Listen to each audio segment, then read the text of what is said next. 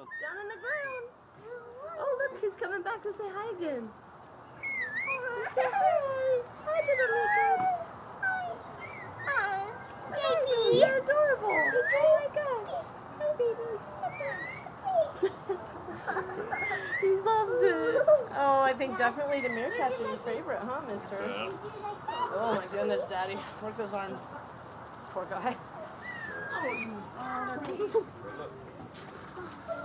Careful.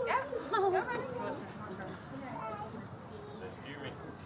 Just push him out of your way. Don't you little kid. You go to the first. Hi, baby. I wish I could feed you. You're so cute. Yeah, he's like, I'd like to. Maybe they're going to do that.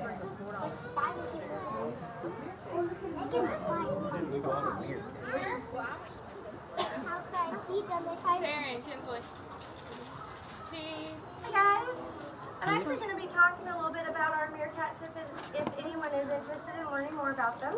And then afterwards I'm going to be feeding them. So my name is Amberly. I'm one of the keepers that works with these guys. And meerkats, just like everything else on this side of the zoo, I'm going to just ask that you keep your feet on the ground. Just like everything else on this side of the zoo are native to Africa.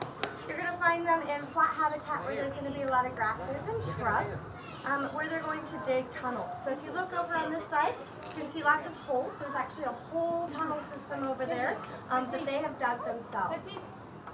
There are rooms that they sleep in, rooms that they poop in. In the wild, there would be rooms that they give birth in as well. Now, meerkats are social species. They can hang out in groups, which are known as mobs, which can consist of upwards of 20 individuals, but that number will vary. And there is an alpha female within the group. She is actually in charge. She is making sure everyone is participating in tasks that they're supposed to be doing. No one is getting in any trouble. She's also the only breeding female within the entire group. And she does have an alpha male that she does breed with. The rest of the group, even though they are not having their own young, they do help raise any young that are born. So they teach them how to hunt, how to forage, how to protect themselves, basically how to be a meerkat. In addition, the rest of the group participates in what is known as sentry duty. That sentry is going to go to a tall surface. Termite mounds make excellent sentry points. They're going to keep a lookout for any potential danger.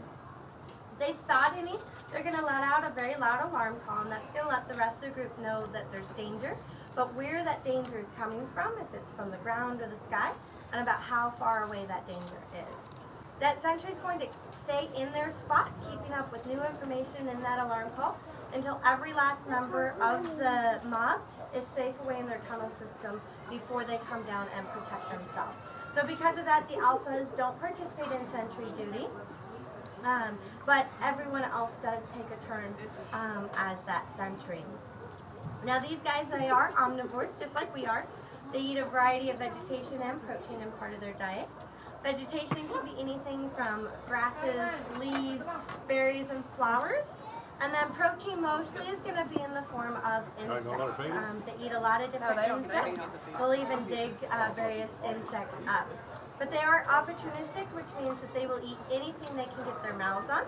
That includes smaller mammals, reptiles, birds, and eggs that they come across. Meerkats are even known to eat scorpions, and they'll actually teach your young how to eat a scorpion without getting any harm from that stinger. So that is something that is kind of unique. Now, we do a lot to care for our meerkats here. One of the things that we do is we give them what is known as enrichment. So this is anything different from their daily life. So we can change the substrate out here. We can kind of change what we call the furniture, so logs and stuff. As we change that, that's enriching. But we can also scatter their diet instead of feeding it in bowls. We can give them piles of leaves like they have over here, or piles of other substrate. We can hide their food in those substrates or put it in puzzle feeders.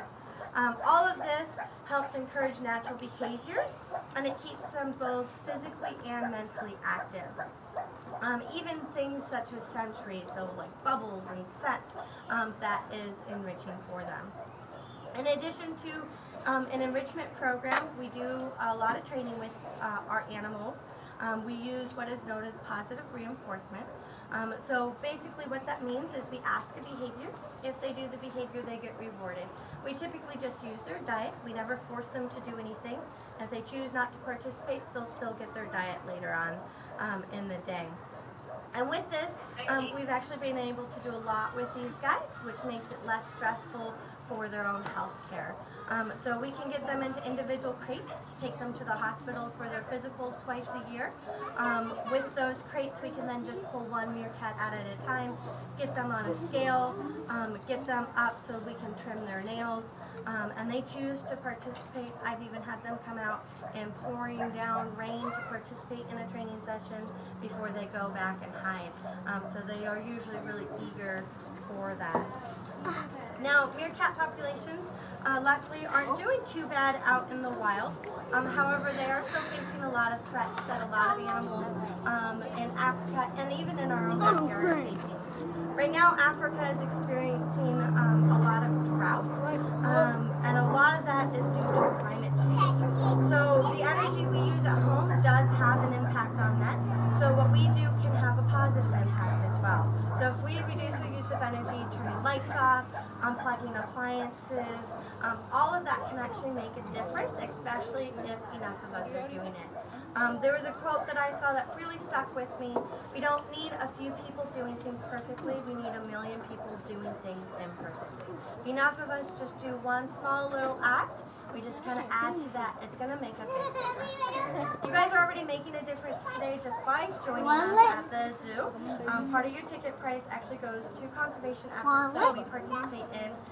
We have sent funds over to help with a lot of things. We've even sent staff over to help with a lot of that. And you guys are helping us do that just by visiting today. Does anyone have any questions before I feed them? Got a question, Aiden? No, they don't make very good petting animals. Even when you watch me feed them, you'll notice I will feed them via tongs. They do have very sharp teeth and strong jaws to help them eat all the food items that they eat. And they are not shy about using them. And they don't really like being touched. So even us, we're not really touching them. The only time we ever really get hands on them is during their physicals twice a year. And they're usually under anesthesia so that we can move them around a little bit better for that. Any other questions? No? All right. You will notice that they will get really, really loud as I feed them.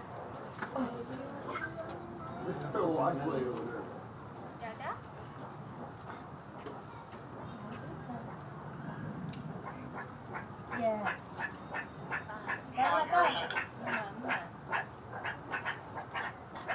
Are they making a sound? They're barking.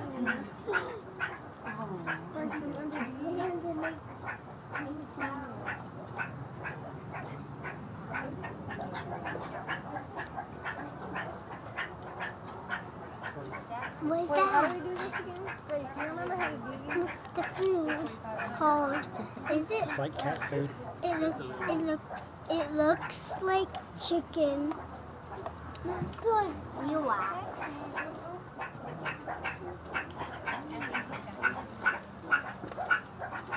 What are they eating? So this is a ground meat diet. It's actually the same stuff that we feed our larger carnivores, such as our lions and our tigers. So if you think of it like ground hamburger, except for it's also got all the tendons and other stuff that we don't really like in it because it gives them a lot of good nutrients.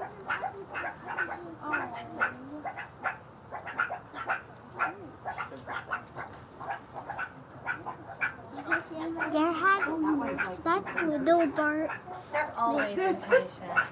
Anytime I'm coming to check on them, they think I'm going to feed them, even if I'm just getting eyes on them.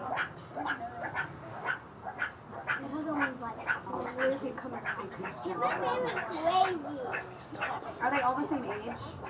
Yeah, so they are all about 7.5 years old. We actually do have 2 sets of siblings amongst them.